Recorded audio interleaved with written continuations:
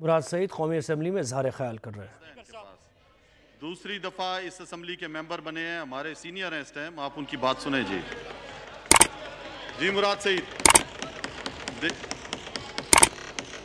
Speaker साहब, फर्क ये है कि अभी जो मौसूफ गुफ्तगू कर रहे थे, ये जब वहां पे बरतानिया चले गए थे तो आपको याद होगा कि पाकिस्तान के ऊपर दहशतगर्दी के इल्जामात लगाए जा रहे थे, लेकिन यही मौसूफ न सिर्फ वजीर खारजा होते हुए इकामा रखते थे बल्कि बाहर पे 15-20 लाख रुपए पे नौकरी भी करते थे। पाकिस्तान के वजीर दिफा भी थे, वजीर खारजा भी थे। स्पीकर साहब, इमरान खान ने आप प्लीज उसके मुतलका जवाब दे दें। जी हाँ स्पीकर साहब, स्पीकर साहब आप तसल्ली रखें प्लीज। आप जो है वो अपनी अपनी जगह पे बैठे जी। देखें वो जवाब दे रहा है, उसको जवाब आप देने दें। आप अगर शोर करेंगे तो बात किधर से किधर निकल जाती है। आप 1 मिनट बैठ जाएं। आप किसी को, मैं हाउस चला रहा हूं, मैंने मौका दिया, आप उनकी बात सुनने दें। आप सुने जी। स्पीकर साहब, जब वो अगर तो उसी का जवाब आप मुराद, आप उसका जवाब दे दें प्लीज। स्पीकर साहब, मैं सीधी बात का सीधा जवाब दे दूंगा। अगर खामोश हो जाएंगे तो मैं दलील दे दूंगा, खामोश नहीं होंगे तो मैं इनको आईना दिखाऊंगा।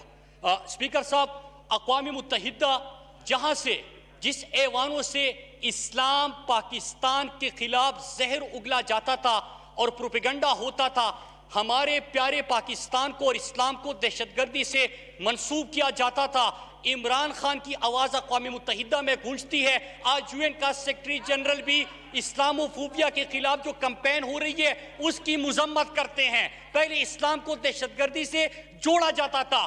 पहली दफा खत्म नबूवत का मुकदमा वहां पे लड़ा जाता है जहां से मुसलमानों की दिल आजारी होती थी।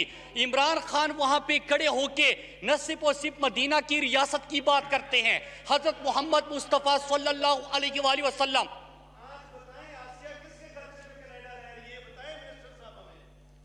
आप बोलें जी। सर, आप दरमियान में नहीं बोले, इंटरप्ट नहीं करें। आपको मौका मिलेगा फिर आप अपना सवाल करें। मैं सुन रहा हूं, आप बैठ जाएं जी, आप बैठ जाएं।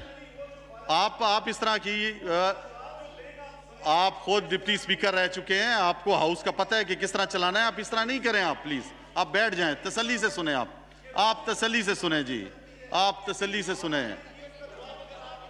आप सुने, आप खुद एक बड़े उस पर रह चुके हैं, डिप्टी स्पीकर रह चुके हैं, इस हाउस को चला चुके हैं जी। जी जी प्लीज आप सुने, आप भी सीनियर है हमारे जी। जी स्पीकर साहब, उनके पास फ्लोर है कि मेरे पास है? जी जी अगर यहाँ पे कोई आप बोले जी। मैंने तो कोई नामुनासिब बात नहीं की, मैंने तो आगाज किया था कि यहाँ से शोर उठा।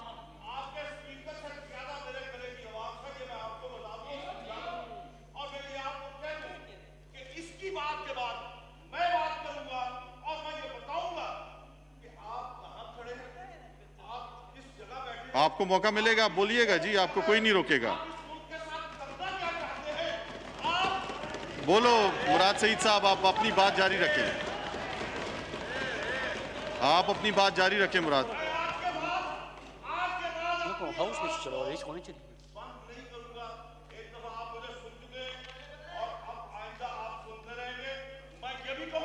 मुझे हाउस चलाना आता है और मैं जो है वो सबको बराबरी की बुनियाद पर डील करूंगा। मैं एक जैसा एक मेंबर काबिल एहतराम है ना, मैं किसी की धमकी में आऊंगा। यहाँ पे मैंने इस हाउस को चलाना है और मैं जो है वो तरीके के साथ जो आइन है, रूल है, कानून के मुताबिक चलाऊंगा। आप बोले मुराद सईद साहब। स्पीकर साहब, 2 इशूज उठाए गए हैं। ये कोई तरीका नहीं है कि कोई यहाँ पे उठे और यहाँ से धमकियाँ दी जाए। हमें भी ये तरीका आता है और हम इस तरह बात कर सकते हैं। ये जो ख्वाजा आसिफ यहाँ पे गुफ्तगू करके गया है, ये भी फिर बात नहीं कर पाएगा। ये कोई तरीका नहीं होता। स्पीकर साहब, स्पीकर साहब, स्पीकर साहब, बोलो मुराद सईद साहब, आप अपनी बात जारी रखो। स्पीकर साहब, ये कोई तरीका नहीं होता कि आप अपनी यहाँ पे तकरीरें जाड़े, यहाँ पे किसी ने आगाज भी ना किया हो और आप यहाँ पे उठ के शोर मचाना शुरू कर दें। ये तरीका हमें भी आता है, लेकिन अगर आप 2 मिनट देंगे तो मैं एक एक चीज का जवाब दे दूंगा। लेकिन अगर आपने इसी तरह हाउस चलाना और या इन्होंने इसी रवैये रखने हैं तो ये भी यहाँ पे बात नहीं कर सकेंगे। आप प्लीज जो पूछा है उन्होंने आप उसका जवाब दे दें। जी हाँ,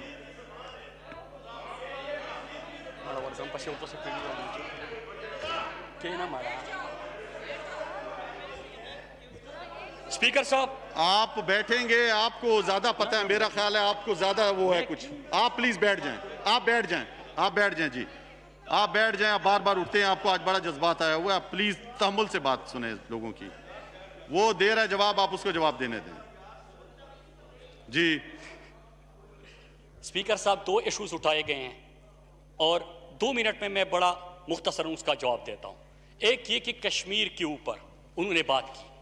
यूएन सिक्योरिटी काउंसिल में पिछले 50 साल अरसे में पहली दफा 50 साल के बाद 2 दफा 1 साल के अंदर कश्मीर इशू के ऊपर डिबेट होती है। और कश्मीर जो इंडिया अपना अंदरूनी मसला समझता था, आज वो इंटरनेशनलाइज हो चुका है। और कश्मीर का मुकदमा जिस अंदाज से इमरान खान ने लड़ा, ये माजी में किसी ने नहीं लड़ा था। स्पीकर साहब अभी जिस किस्म की आवाजें आ रही है, मैं बात करूंगा कि कौन अपनी नवासी की शादी पे मोदी को बुलाता था, तो फिर ये कहेंगे कि ये जवाब दे रहा है। मैं अगर बात करूंगा कि सज्जन जंदाल को बगैर वीजा के किसने मरी आने की दावत दी, मैं उसके ऊपर बात करूंगा तो ये करेंगे कि मैं गुस्सा कर रहा हूं। स्पीकर साहब अगर मैं बात करूंगा कि किसी के जब सज्जन जंदाल को मरी बगैर वीजा के बुलाया गया, तो किसने ये कहा था कि हमारी तो जाती ताल्लुकात है, आपस के ताल्लुकात है, हम मुल्क को क्यों जवाब दे, हम किसी को क्यों जवाब दे। तो स्पीकर साहब ये रवैये थे। अब जब यहां से इनका लीडर इंडिया जाता है तो वहां पे हुर्रियत रहनुमाओं के साथ मिलने के लिए उनके पास टाइम नहीं होता, बॉलीवुड एक्टर्स को दावत देते कि उनसे मुलाकातें करवा दी जाए। स्पीकर साहब ये लोग यहाँ पे आके बात करते हैं। और ये जो अभी मौसूफ बात कर रही थी, मैं इसलिए बता रहा हूं कि आपकी तब तक फॉरेन पॉलिसी ठीक नहीं हो सकती कि अगर आपका वजीर खारजा और आपका उस वक्त का वजीर दिफा बाहर किसी कंपनी में मुलाजिमत कर रहा हो, इकामे रख रहा हो, उसका पता नहीं कि उसकी हमदर्दी किसके पास साथ है, वो पता ही नहीं कि यहाँ पे बैठा हुआ है 5 दिन हफ्ते के, वहां पे उसकी ड्यूटी लग रही है। स्पीकर साहब और दूसरी चीज एक चीज कि यहाँ पे स्पीकर साहब, यहाँ पे अगर ये इसराइल को और इन चीजों की बात करते हैं, ख्वाहिश किसी की हो सकती है, इंशाल्लाह इमरान खान के होते हुए और यहाँ पे इस पार्लियामेंट के होते हुए किसी की भी ये ख्वाहिश पूरी नहीं हो सकती। हमने ही जो पाकिस्तान को दहशतगर्दी से, इस्लाम को दहशतगर्दी से मंसूब किया जाता था, खत्म नबूवत के ऊपर हमारी दिलाजारी होती थी, दुनिया यहाँ पे ज़हर अफशानी करती थी, आप खामोश थे। इमरान खान ने आलिम इस्लाम का मुकदमा जाके लड़ा। बहुत शुक्रिया मुराद, बहुत शुक्रिया।